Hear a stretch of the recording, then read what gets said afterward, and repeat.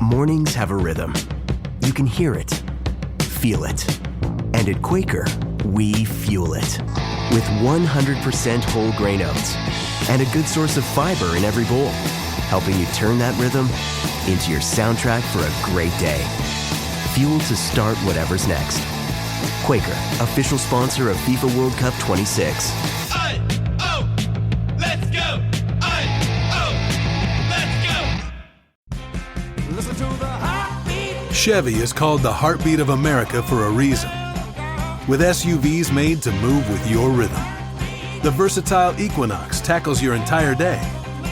The spacious Traverse fits your crew and your whole weekend. And Trax brings style with value you can count on. All infused with tech that has your back, so your drive always hits the right chord. Chevrolet. Together, let's drive.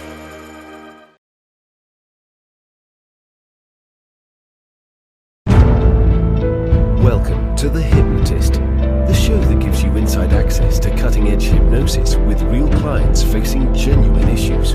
Brought to you by the hypnotherapist demanded by celebrities, CEOs, and even royalty, Adam Cox. These recordings took place live from Adam's clinic in London's world-famous Harley Street. So, get yourself comfortable and enjoy today's episode of The Hypnotist.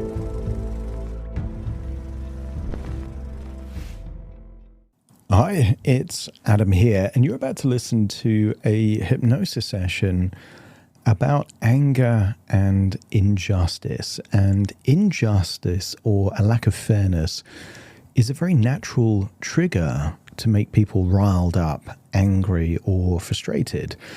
And I was working with a client that was working in the mental health industry, also a teacher of students at a high level, and would often feel triggered that their students were entitled or not taking enough personal responsibility. And what was interesting is the client that I was working with had had the experience of, at just 14 years old, having to have a lot of responsibility based on a family bereavement. And at the time came to the conclusion that that wasn't fair. And there's truth to that. A 14-year-old shouldn't have to suddenly, while grieving with the loss of someone close to them, suddenly have to figure out lots of additional responsibilities as well. But they did. And there was an element of feeling that wasn't fair. And then when they found people that they felt weren't taking enough responsibility, felt almost a projection of that injustice through anger to them. But they didn't feel that way in every area of their life. In certain areas of their life, they were very understanding, very empathetic, very compassionate. They would look for all the possible reasons why something was true, not to jump to a conclusion. So this uses dissociation, it uses perspective, it uses resource states, and also future pacing to enable them to wire in a new choice. And that new choice is consideration, compassion, and understanding and empathy rather than judgment. And normally most anger comes from a place of judgment, of making a judgment based quite often on insufficient information. And that's not to say that it can't be true. It's just that, is the anger useful? And for most people, I would say anger is rarely useful, particularly if it's projecting to someone else that had nothing to do with the original cause of unfairness that they experienced. If you can relate to this idea of people annoy you, they make you angry, there's a feeling of a lack of fairness in the world, you might get some value from this session, but be aware it was created for a particular client with a particular set of circumstances, and those circumstances might not be your circumstances. So take whatever's useful, disregard whatever isn't. And at the same time, if you like the idea of having a bespoke, personalized session with me, I normally recommend a consultation call first, That consultation call is entirely deductible from any sessions. It works out being free if you work with me. But because you're listening to this podcast episode, if you use the word podcast in the coupon box, you actually get that consultation call at half the price that someone that finds me not through the podcast would have to pay. So that's worth considering. Have a look in the show notes to learn more about that. For now, though, find a quiet, comfortable place where you won't be distracted or disturbed. Relax and enjoy the session.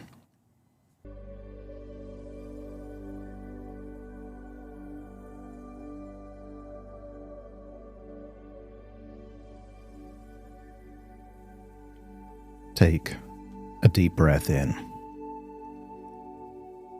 And as you breathe in that resourceful feeling of calm and relaxation.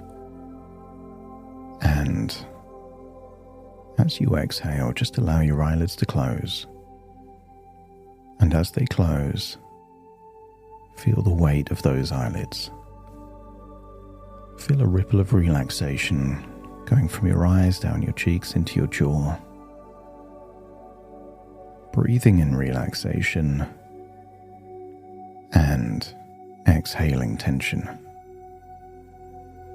And just scan your body from the top of your head all the way down for any clues of tension, stress, frustration, and even echoes of anger.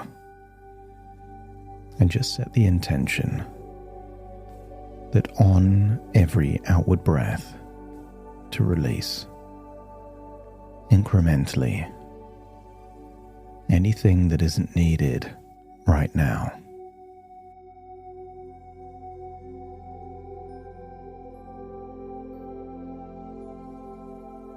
And so the deeper you breathe, the more relaxed you can feel. And the more relaxed you can feel, the deeper you breathe. That's it. Just allow your breathing to find its own rhythm. And you don't have to control it. Just accept and allow. And as each breath moves through you, maybe you can notice how the weight in your shoulders can loosen or distribute differently. And that weight doesn't have to disappear, just redistributing. Like setting something heavy down on a table next to you, rather than holding it when you don't need to hold it.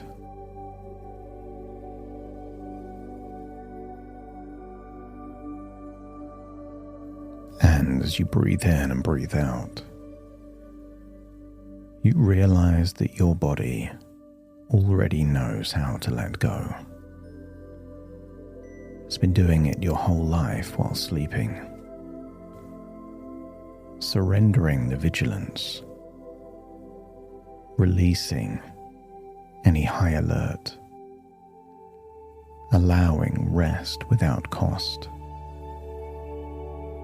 And here, right now, that same capability, that same intelligence is available to you. So allow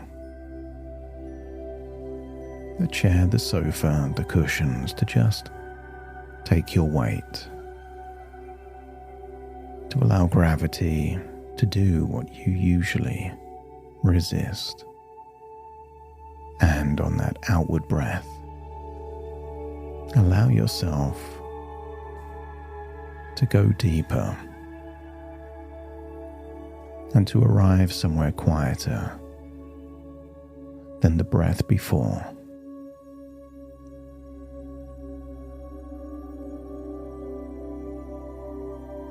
And very soon, I'm going to count down from 10 to 1. And with each number, Allow yourself to drift deeper and deeper into a quiet place within. And not because the counting down does something to you, but because part of you already knows how to use that permission to facilitate a wonderful possibility of useful changes. 10. A sense of the outside world growing softer. 9. Sounds of where you are becoming background. Like a ticking clock in a room that you lose track of. 8. That quality of attention that you have when you're reading something absorbing and nothing else quite reaches you.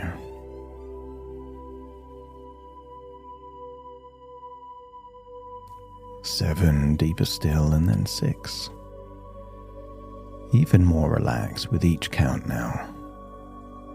The way you drift deeper into sleep without noticing the exact moment that it happens, and then 5, halfway drifting somewhere very still. 4, that quality of calm that isn't absence, but presence. 3, a different kind too. Arriving now at something very close to where you need it to be. And 1, feel yourself settling into that place of calm relaxation within.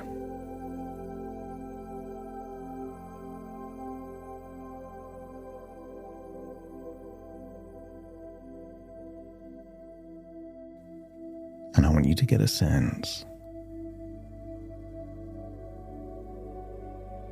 of drifting back in time. But imagine you're in a room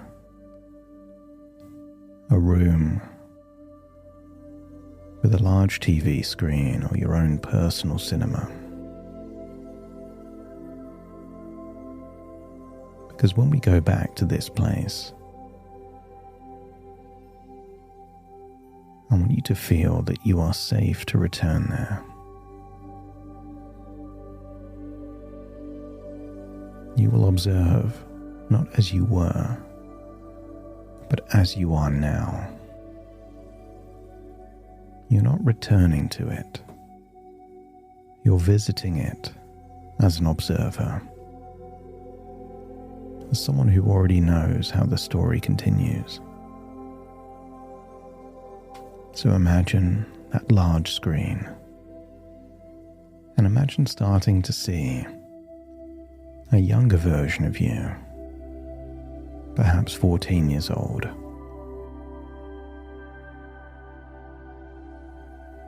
See where you were living,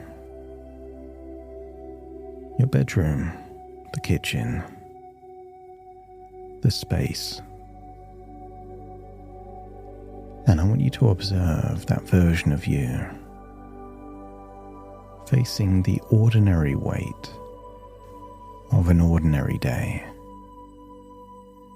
Except on this day, the weight of responsibility has suddenly grown, and not of your choosing.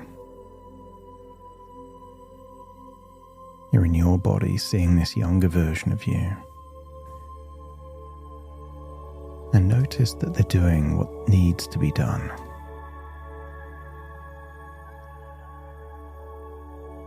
And perhaps you see them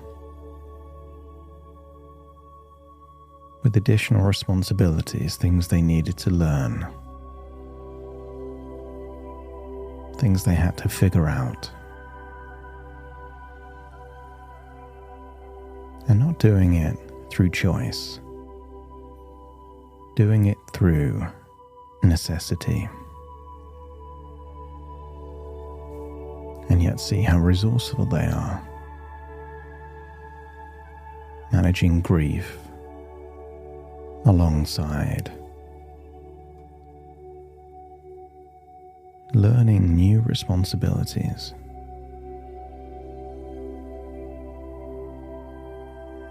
They figured it out because they had to figure it out.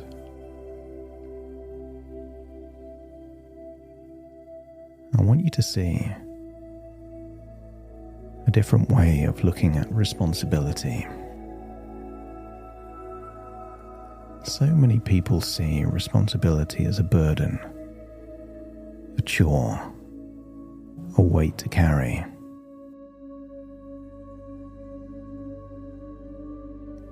But the other way of looking at responsibility is about increasing capabilities.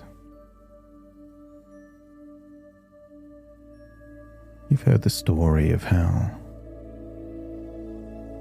the tallest and strongest trees had to weather the fiercest storms.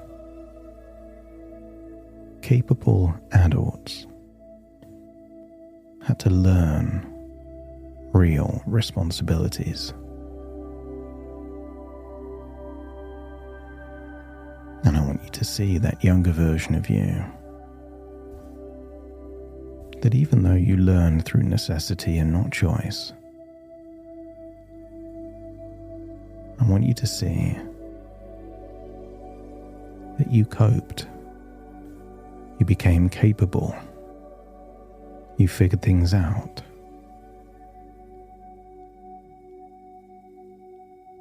And I want you to see that maybe back then,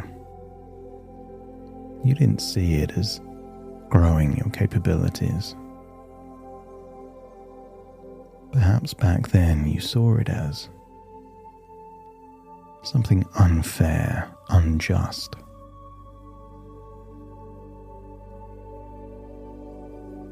That you didn't choose to have to do these things, and yet life dealt you that hand. And you couldn't ask for help or offload those responsibilities. It was all on you. You can see the face of that 14-year-old version of you. And I want you to see what it gave you. Resilience, capabilities, maturity, learning. The fact that you didn't choose it didn't mean that you didn't also benefit from it.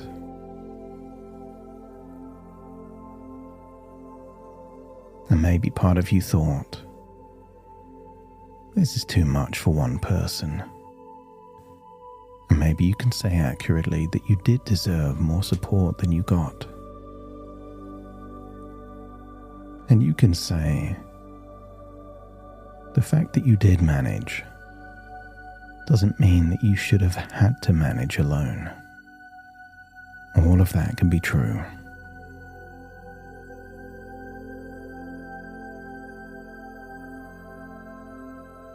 I want you to feel empathy, acceptance, sympathy even, yet also acknowledge it did make you more capable and stronger.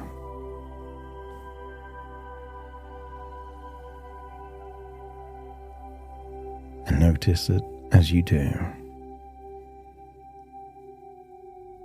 some of that emotional charge begins to leave that memory. But you can allow the memory to just be a memory, and no longer a measuring stick or a rule for the world. Just because what happened to you shouldn't have happened to you doesn't mean a price needs to be paid by anyone else.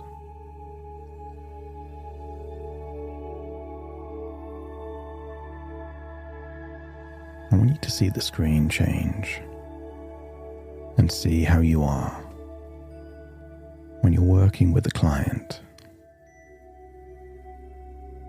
See how you are when you're working with someone dealing with something difficult. How your natural tendency isn't to judge, isn't to hold them to your standard. I want you to see how naturally you give them the benefit of the doubt, assuming there's no easy answers, assuming the shades of grey, knowing that rarely is it just one thing that influences a choice, a decision, and even an action.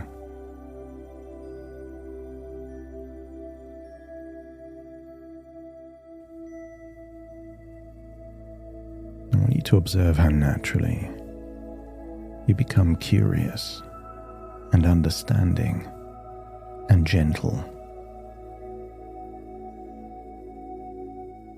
and then see on the screen about when you're writing, about particular dynamics of human behavior and thought.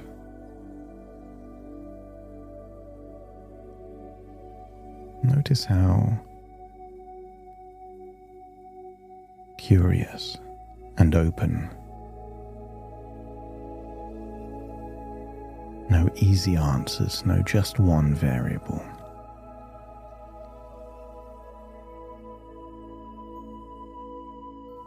I want you to see that in so many areas of your life, you can observe something unfair, and yet you become curious, understanding, open-minded rather than angry or judgmental. And this resource is not new, and therefore you don't need to build it. But what if you can harness that open, gentle, curious perspective, and then see on the screen something that in recent times did trigger you. See yourself as someone else, and see from your facial expression, your words, see that anger, that sense of injustice. But just imagine that version of you as one of your own clients. As you observe them, you start to wonder, what assumption is being made so that that injustice and anger is even possible to exist? And maybe you can conclude that there is an evaluation of entitlement, of laziness, of a lack of personal responsibility. And then just imagine switching that version of you with a version of you that is open-minded and curious. See that version of you dealing with the same stimulus, yet having an entirely different response. Same email, read differently. Same message, conversation, phone call. Completely perceived differently. Gently, curiously, full of empathy and understanding. And maybe that version of you, rather than reaching for judgment, are asking better quality questions. What is actually happening here? What might they not know that I know? And not because it excuses anything, but just because you get to decide what to do with more information than with less. You know you are no longer 14, managing more responsibility than you should. And even though the responsibility you carried was real, that doesn't mean it's the same responsibility as the ones in front of you now. Almost all of the responsibilities you carry now come from choice. Back then, it came from necessity. So when the heat rises, perhaps there's a moment before the verdict, a window of opportunity to ask a question that comes from curiosity and possibility and wonder. I want you to imagine real injustice. I want you to imagine a court case, a trial, and the jury immediately reach a verdict without hearing any evidence. The jury just go back to their own experiences and then make assumptions about the defendant. That would be true injustice. That's why it doesn't happen in the legal system. Different sides of a story are communicated. Evidence is evaluated. And then, on the balance of probabilities, a decision is made. And what if your standards don't require anger? What if your precision doesn't need an emotional charge to remain sharp? What if curiosity and rigor are not opposites? What if they are complementary? I want you to get a sense that the very capacity for empathy that already exists within you is not a professional hat. That means you can't also harness that empathy personally or as a teacher. The resource itself is agnostic, and you can deploy that resource in new contexts that up to now it may have been elusive.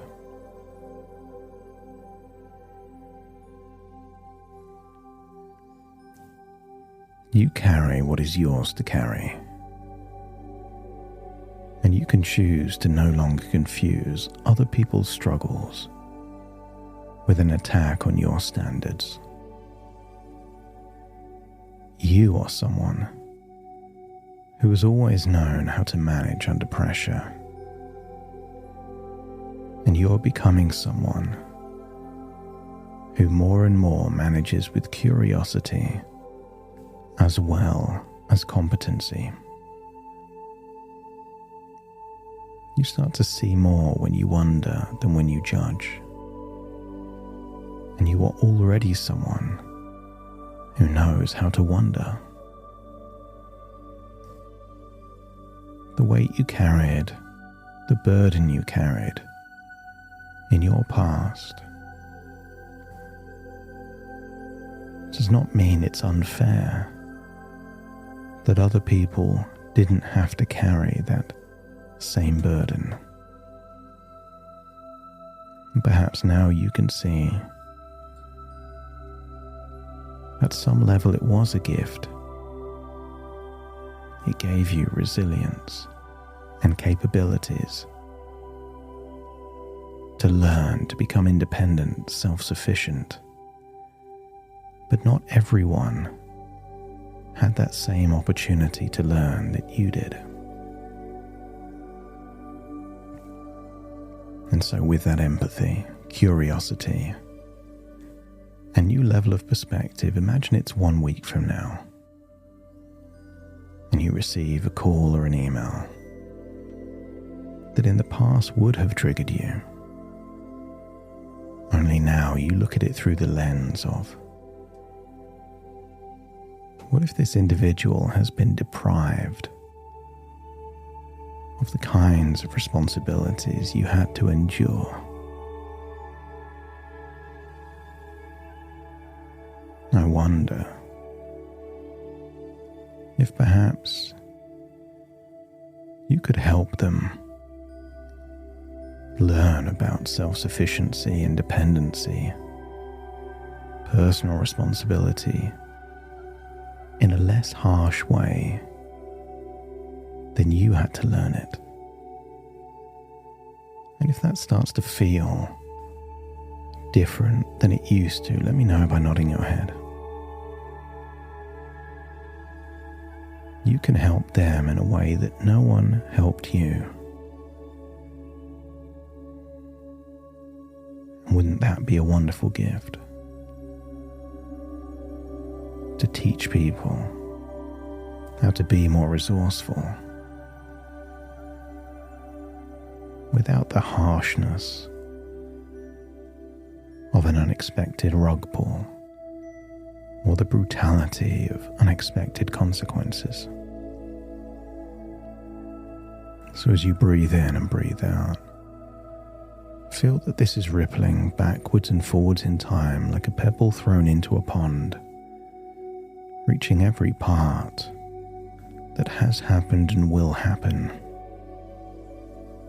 Gentler, more compassionate, more nuanced. A willingness to give the benefit of the doubt without being weak. That's it. Very soon I will start to count from 1 to 10 to awaken you, and you will return feeling lighter, more open-minded, with more consideration and compassion, and yet still a refusal to lower standards. The standards remain high. It's simply the compassion that rises to it. So take a deep breath in through your nose and out through your nose. Wiggle your fingers and wiggle your toes. Connect and calibrate into the here and the now. As I now count from 1 to 10 to awaken you. Starting to count. 1, 2, 3, waking up. 4, 5, 6, more alert.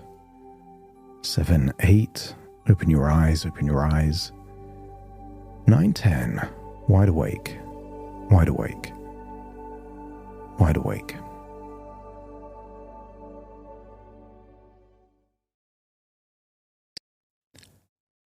Thank you so much for joining me on today's episode of The Hypnotist. If you've enjoyed this episode or got some value from it, please give it a 5-star rating and review.